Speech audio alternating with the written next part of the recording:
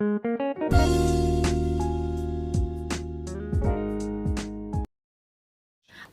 құрметті көрермендер, эфирде сіздің ой бағдарламасы. Сіздермен бірге мен, Бабасова Лаура. Бүгінгі біздің сұхбатымыз Халықаралық Қазақ-Түрік университетінің студенті Мехмет Этли мырзамен болады.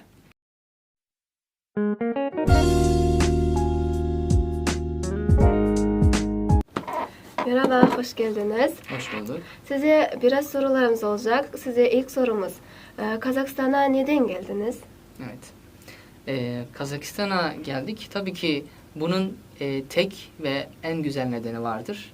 Biz kardeşiz, kardeş ülkeyiz. Burada yolumuz, davamız bir. Ve bir de bunun yanında kalmayıp aynı zamanda tekrardan burada beraber olabilmemiz için, kardeşliğimizin pekişmesi için Türkistan'da bulunan Hoca Ahmet Uluslararası Hoca Ahmet Yesevi Üniversitesi, Türk-Kazak Üniversitesi, burada bir arada olmamızı, burada okumamızı, burada ana ve ata vatanımızda olmamızı en büyük nedenlerinden biridir.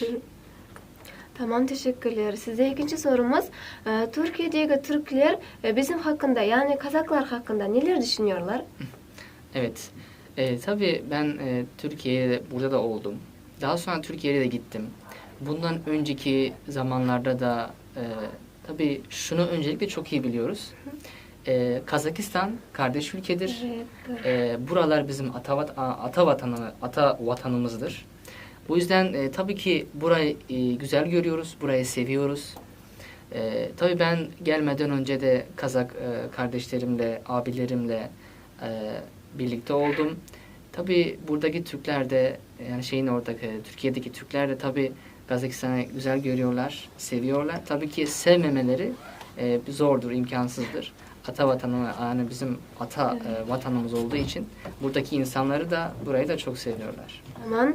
Benim bazı arkadaşlarım bana diyor ki, biz Türkiye'de olurken biz ezanın sesini fark ediyoruz. Bizde büyük camiler çok diyor. Ama Kazakistan'da camiler az diyor. Ezanın sesini fark etmiyoruz diyor. Bu hakkında ne düşünüyorsunuz? Evet, doğru söylüyorlar. Yani ben de Türkiye'de olduğum zaman, ezan okunduğu zaman ezan sesi çok şükür ki kulağıma kadar geliyor. Bunu hissediyorum. Tabii ben de buraya geldim. 2 yıldır buradayım. Kazakistan'dayım. Ben de onu fark ettim. Ama tabii bunların da hepsinin bir nedeni vardır. Yani hiçbir şey nedensiz değildir. Evet. Çok şükür Müslüman bir devlet. Burada birlikte kardeşiz. Davamız aynıdır. Yolumuz aynıdır. Çok şükür ki. Tabii en önemli nedenlerinden biri de zamanında 29 yıl önce Kazakistan hala bağımsızlığını ilan etmemişti. Sürekli Sovyet Rusya'nın altında yaşamak zorlanıyordu. Bu yüzden cami yapma gibi düşünceler maalesef burada izin verilmediği için zorlanıyordu insanlar. Tabii insanlar yine Müslümandı. Yine birlikte burada mücadele ederlerdi. Namaz kılmaya çalışırlardı çok şükür. Ama işte böyle bir geçmişte olduğumuz için Kazakistan'da da cami sesi az duyulması gayet normal. Ama 29 yıl olmasına rağmen yine cami seslerini duyabiliyoruz, camilere gidebiliyoruz.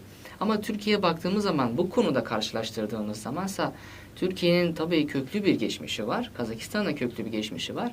Ama biz bağımsızlığımızı biraz daha uzun yıllar önce aldığımız için bayağı bir vaktimiz vardı. Kendimizi bu konuda biraz daha geliştirmemize yardımcı oldu bu zaman.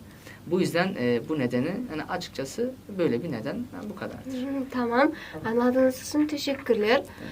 Sonra size bir enteresan bir sorum var da. Tabii ki. Biliyorsunuz bizde Kazaklar Türk dizilerini çok seviyorlar, çok izliyorlar. Bu yüzden sizler hakkında bazı Kazaklar kötü şeyler düşünüyorlar. Bu hakkında ne düşünüyorsunuz? Şimdi baktığımız zaman tabii işin ucu rating, para kazanmak. Evet. Böyle şeyler çok düşünüldüğü için, yani mesela diğer devletlere, ülkelere de baktığımız zaman insanlar zaman zaman bazı şeylerde abartı yaşayabilir. Ama mesela ben, açıkçası bana sorarsanız, ben fazla dizi izlemem. Türk dizilerini özellikle. Çünkü baktığım zaman biraz böyle daralırım. Ya acaba hani biz böyle miydik? Hani böyle mi olduk? Gibi şeylerle karşı karşıya biz de kalıyoruz. Ama kesinlikle dizilerle karşılaştırılacağımız bir konu yoktur. Yani karşılaştırılamaz bence. Tabii bazı konular vardır. Tarihi diziler de vardır. Onlar da tabii tarihimizden alıntı yapmıştır. Ama birebir karşılaştırmak derseniz tabii ki karşılaştırılamaz. Tamam, teşekkürler. Size son sorumuz. Ama bu sorumuz Kazakça olsun Tabii ki. isterseniz. Size sorum böyle. Kazaklar sizge kalay karadı? Eң algıç bizge kelgen kezimizde yani. Yeah.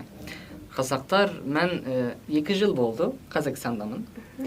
Kazakistan'a kelgen kezimde, algaç kezimde, men Kazakistan'da jolda jürgen kezimde, jolda kazaklar meni toktatıp mağan aytады her vakit. Kazakistan kanday, Kazakistan jaksımı, kel birge uyga baramız, söylesemiz, kıdıramız. Berine rahmet.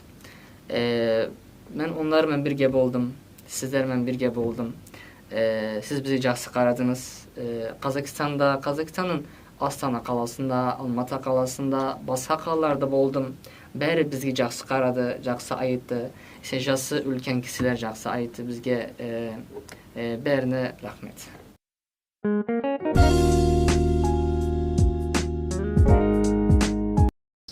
Hürmetli görermenler, bugünkü bizning suhbatımız öz märasine jetdi. Kelesi кездескенче amан sağ bolыңыздар.